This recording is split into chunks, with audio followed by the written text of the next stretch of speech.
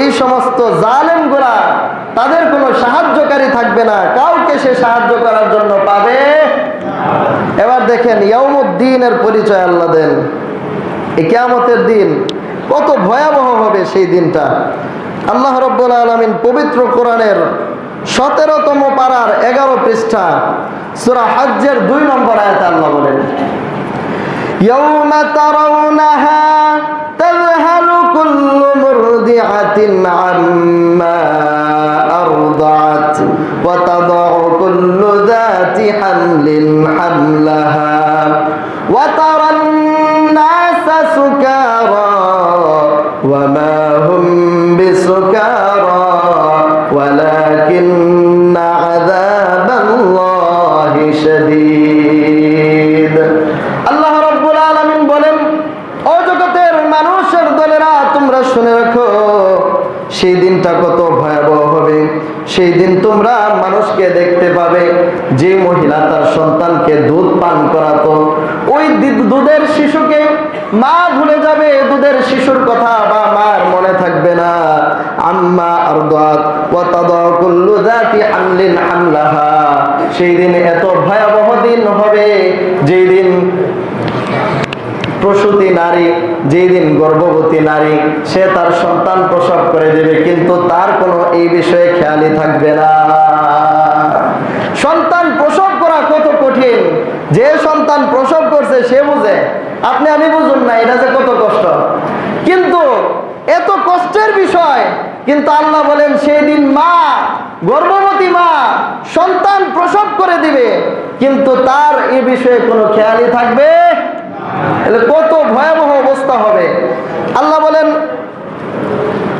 ওয়াতারান NASA সুকারা ওয়া মা হুম বিসুকারা। ও জগতের মানুষ তোমরা শুনে রাখো, সেই দিনে তো ভয়াবহ দিন হবে, তোমরা মানুষকে দেখতে পাবে মানুষ নেশাগ্রস্তের মতো মাতাল অবস্থায় মানুষকে দেখতে পাবে। ওয়া মা হুম বিসুকারা, ও জগতের মানুষ তারা তো মাতাল না, তারা তো নেশাগ্রস্ত না। ওয়ালাকিন্না আযাবাল্লাহি শাদীদ, তারা আল্লাহ তাআলার কঠিন আযাবের মধ্যে গ্রেফতার হয়ে আছে। নেশাগ্রস্তের মতো মাতাল অবস্থায় থাকবে, যার কারণে তার সন্তান প্রসব হয়ে যাবে, তার কোনো খবরই থাকবে না। মা শিশুর কথা ভুলে যাবে, কোনো খবরই থাকবে। আল্লাহর আযাব কত কঠিন, সেই দিন কত কঠিন হবে। আল্লাহ রাব্বুল আলামিন 25তম পারার 13 পৃষ্ঠা সূরা যুখরুফের 67 নম্বর আয়াতের মধ্যে বলেন, আল আখিল্লাউ ইয়াউমা ইযিন বা'দুহুম লিবা'দিন আদুউন ইল্লাল মুত্তাকুন। আল্লাহ রাব্বুল আলামিন বলেন, সেই দিন, সেই কঠিন কিয়ামতের ময়দানে মানুষের অবস্থা হবে এমন, বন্ধু বান্ধব একজন আরেকজনকে ভুলে যাবে। ইল্লাল মুত্তাকুন, শুধুমাত্র মুত্তাকি বান্দাগণ ছাড়া। মুত্তাকি বান্দা যারা আছে তারা একজন আরেকজনকে সেই দিন সাহায্য করতে পারবে, আল্লাহর দরবারে সুপারিশ করতে পারবে। কিন্তু আপনার আমার মতন যেগুলা জালেম আছে, মানুষের প্রতি জুলুম করে, নিজের প্রতি জুলুম করে, তাদের সেই দিন কোনো উপায় থাকবে, কোনো সাহায্যকারী থাকবে না।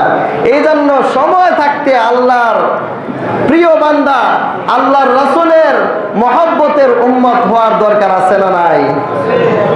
এবার দেখেন সেই দিনটার ভয়াবহতা আল্লাহ রাব্বুল আলামিন আরো কিভাবে বয়ান করেন। সূরা আবাসা 30তম পারার 5ম পৃষ্ঠা, সূরা আবাসার 34 থেকে 37 নম্বর আয়াতে আল্লাহ বলেন, ইয়াউমা ইয়াফিরুল মারউ মিন আখিহি ওয়া উম্মিহি ওয়া আবিহি ওয়া সাহিবাতিহি ওয়া বানিহি লিকুল্লি ইমরিইম মিনহুম ইয়াউমা ইযিন শা'নুন ইউগনিহি। আল্লাহ রাব্বুল আলামিন বলেন, সেই দিন এত ভয়াবহ অবস্থা হবে, মানুষের অবস্থা হবে এমন, ইয়াউমা ইয়াফিরুল মারউ মিন আখিহি, মানুষ তার আপন ভাইকে দেখে পলায়ন করবে। কত ভয়াবহ অবস্থা! ভাই বাইরে দেখলে কত মহব্বত করে। আর সেই দিন ভাই ভাইকে দেখে পলায়ন করবে। ওয়া আবি ওয়া উম্মি, তার মা বাবাকে দেখে সে পলায়ন করবে। ওয়া সাহিবাতিহি ওয়া বানি, মানুষ তার স্ত্রীকে দেখে পলায়ন করবে। সন্তান সন্ততিকে দেখে মানুষ পলায়ন করতে থাকবে। মানুষের অবস্থা হবে এমন যে সবাই শুধু পাগল পারা থাকবে। একটা নেকি দরকার, কয়টা নেকি? একটা নেকি যদি তার হয়ে যায় তাহলে সে জান্নাতে যাইতে পারবে। একটা নেকির কারণে তার মিজানের পাল্লা ভারী হয় না। সেই একটা নেকির জন্য সে পাগল পারা থাকবে, দৌড়াইতে থাকবে, এর কাছে যাবে সের কাছে যাবে, কেউ কোনো পরিচয় দিবে না। বন্ধু বান্ধব তো আর আগেই ভাগবে। বাবার কাছে যাবে, বাবাকে গিয়া বলবে, আব্বা আমি তো আপনার সন্তান, আজকে আমার এই করুণ অবস্থা, আমাকে একটা নেকি দিয়া সাহায্য করেন। বাবা বলবে, তুমি আবার করতে আইছো? আমি তো বিয়েই করছি না, আমি তো বিবাহই করি নাই, তুমি আবার সন্তান হইলা কই থেকে? বাবা পরিচয় দিবে না। মায়ের কাছে যাবে, আম্মা তুমি তো আমার গর্ভধারণকারিণী মা, তুমি তো আমাকে দুনিয়াতে এরকম ভাবে লালন পালন করছো, আজকে তোমার কাছে আমি একটা নেকি ভিক্ষা চাই, শুধু একটা নেকির জন্য আমাকে জাহান্নামে যাইতে হইতেছে, মা তুমি সাহায্য করো। মা বলবে, আমি তো কোনো সন্তান গর্ভে ধারণ করি নাই, তুমি আবার কেনা করতে আইছো? কত করুণ অবস্থা।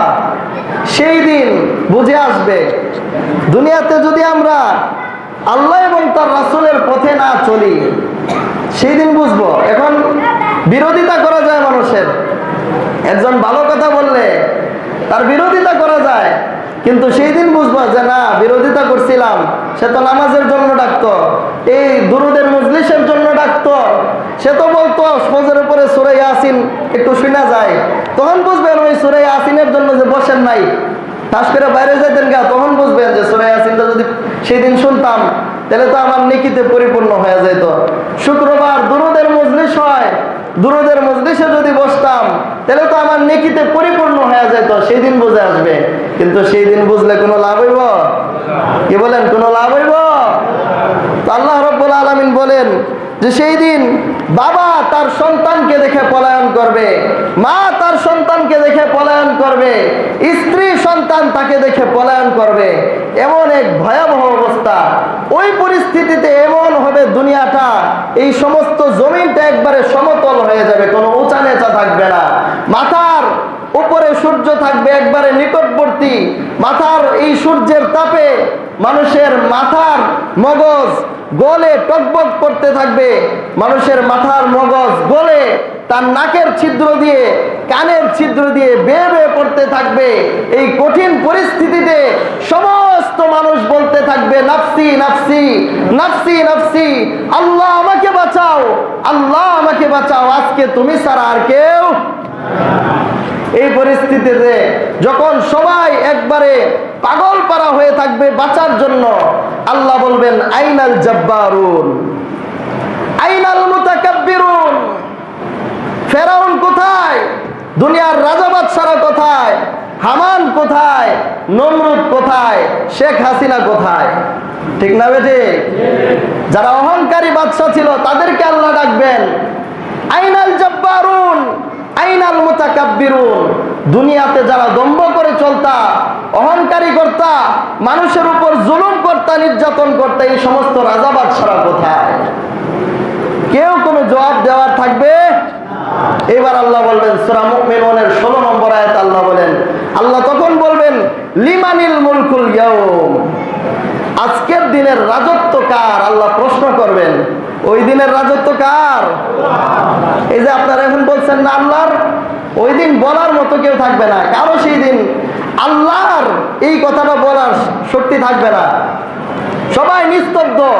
আল্লাহ বলবেন, লিল্লাহিল ওয়াহিদিল কাহ্হার, ওই দিনের রাজত্ব একমাত্র আমি আল্লাহ। এই যে বললেন ওই দিনের রাজত্ব কার, ওই কথাই আল্লাহ সূরাতুল ফাতিহার মধ্যে 2 নম্বর আয়াতের মধ্যে বলেন। 3 নম্বর আয়াতে মালিক ইয়াউমিদ, মালিক ইয়াউমিদ, আল্লাহ হচ্ছেন সেই কঠিন বিচার দিনের মালিক। বিচার দিনের প্রেক্ষাপট কিছুটা তো বুঝে আসছে। আল্লাহ রাব্বুল আলামিন আমাদেরকে কোরআন পড়ার, কোরআন বোঝার, কোরআন সুন্নাহ অনুযায়ী জীবন গঠন করার তৌফিক দান করুন। সকলে বলুন।